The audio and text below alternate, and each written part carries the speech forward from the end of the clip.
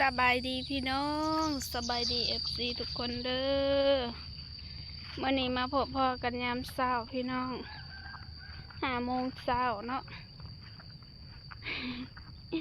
เมื่อนี้พามาเลาะให้หน้าแต่เช้าแต่ดึกอะไรพี่น้อง5 โมงแต่กระแดดออกแล้วโอ้ยลงมาบัดนี้เขาไทยหุดเบิดเลยข้างหลังไทยหุดไทยอันนั้นเบิดแล้วคืนนี้ฝนตกแห้งเติบเลยพี่น้องแห้งแต่บ่ดนเนาะว่าโอ้ยแบบเบิ้งสิมาเก็บหอยเบิ้งว่ากันมีนี่อันนี้คือนาเฮาทางหลังนี่พี่น้องน้ำเต็มพอดีดำบ่แม่นพอดีน้ำมันลายกว่าเลยอันนี้คือข้าวหวานของเฮานี่สิออกอยู่บ่น้ำท่วมแบบสิน้ำท่วมแปดแบบสิออกอยู่บ่สิบนเม็ดข้าวสิบนเน่าอ่างอยู่บ่ได้สิได้กินมังหอยกับพนตกบ่แหงทั้งเทิงหาแห้งแหงคิดว่าทั้งลุ่มนี่สิแหงพี่น้องกับบ่มีเขาเจ้าแนมลงมาเขาคือว่าอีน้ำมันหายังเด้ผมเบิ่ม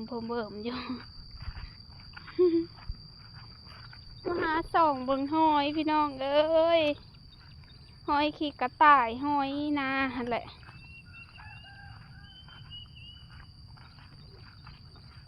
นี่เด้แม่นบ่แม่นซัมเตอร์มันเน่าเลยแล้วว่านี่เน่าแล้ว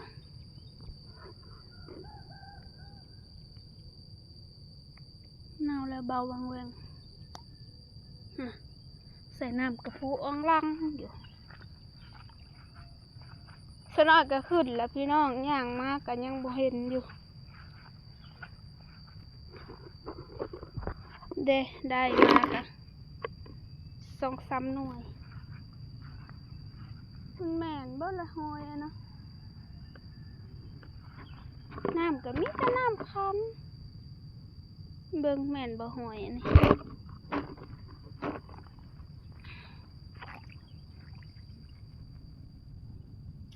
เห็นได้พี่น้องหน่อยน้อยนะ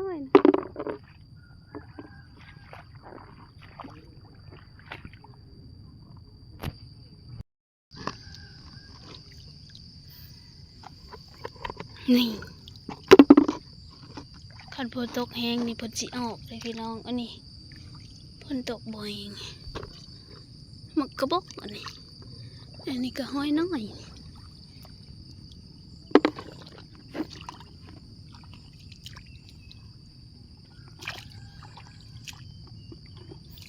ปลาเกิบเลยย่างโคตรบ่มีอันนี้คือพวกอ่องหล่องอยู่นี่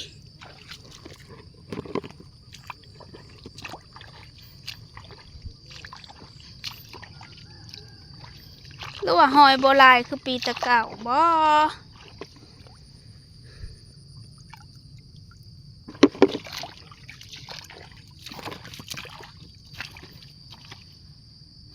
จะเข้าไทยมือใดอันนี้คันไทยหุดแล้วก็คนตกแห้งนี่มันลายเด้อพี่น้องเลย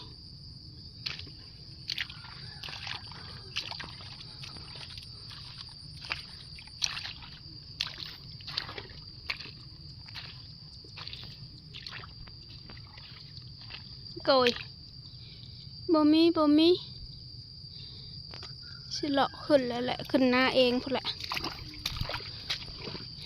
เพราะว่าเมื่อนี้ฟ้าวพี่น้อง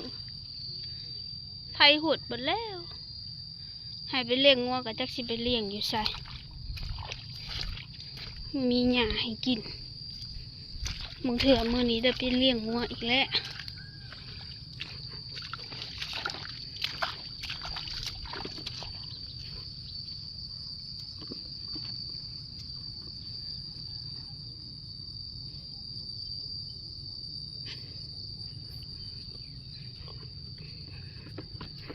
แดดกำลังออก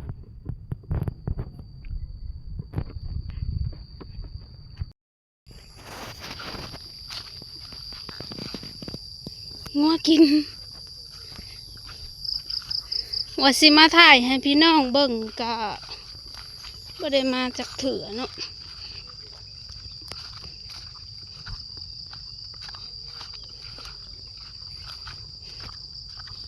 เบิ่งก็คือยาวเบิ่งก็คือสั้น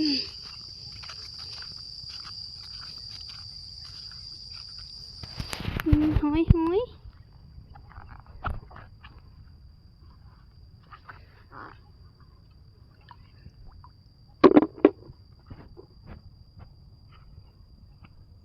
เดินหน่อยดีกว่าโอ้ยตลาดเลยป้าพี่น้องอ้าวเพิ่นออกไข่นะอันนี้หรือเพิ่นตายหอยตายแล้วนี่หอยนี่ข้าวเบ้านี่แม่นบ่หูกระปูตินี่หอย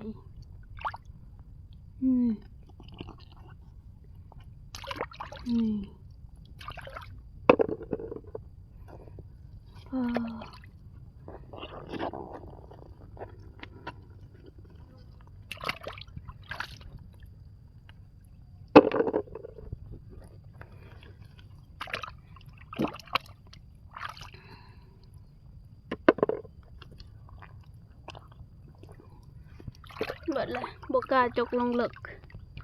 ยันพอง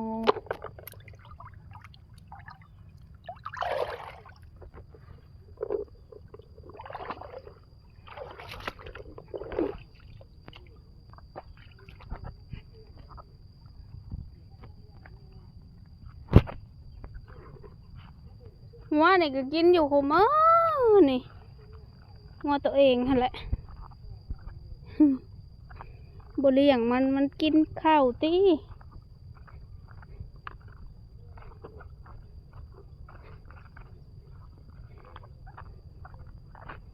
นี่พอดีชำใดวะพอดีหมัดน้อยมนเลยพี่น้องพอดีหมัดมนงัวกะหอมสำนี่กำลังหอมเพิ่นกินเป็นตออยู่ดอกคันอ่างน้ำมันนี่มันก็คือสียาวไว้อยู่แต่หากมันสียาวแล้วก็สีลกซ่าเนาะลกยาก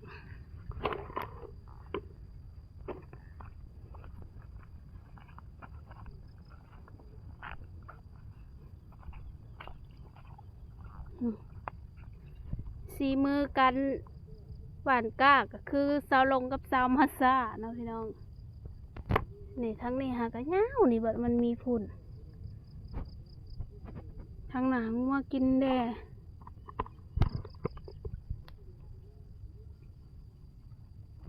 แม่ว่าอีก10 มื้ออาจจะได้ดำ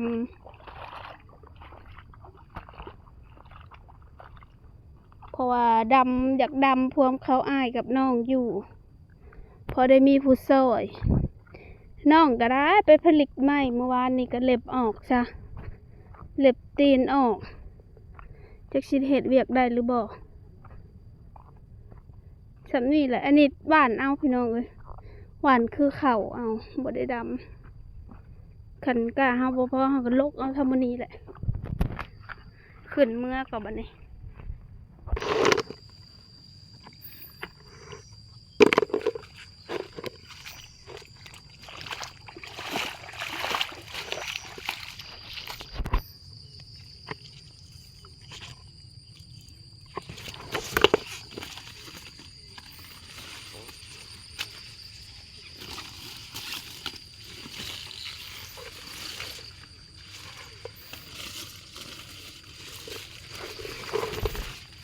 ป่าบอน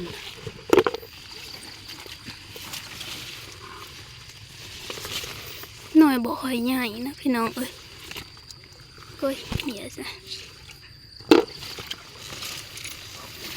เพราะว่าเห็นช่วงละลายเนาะลายกันหน่อยนิดนึง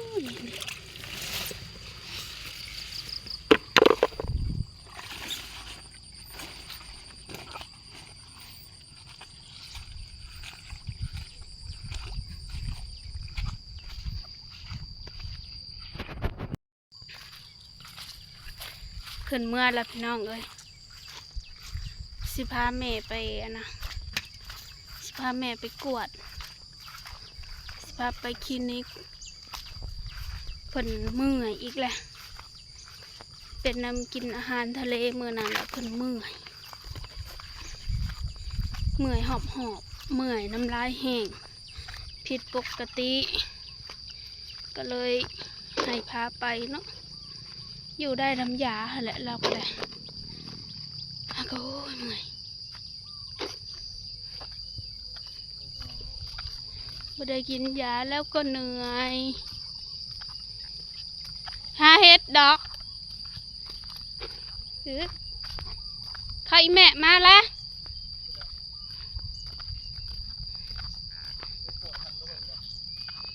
ใช่บ่มีดอก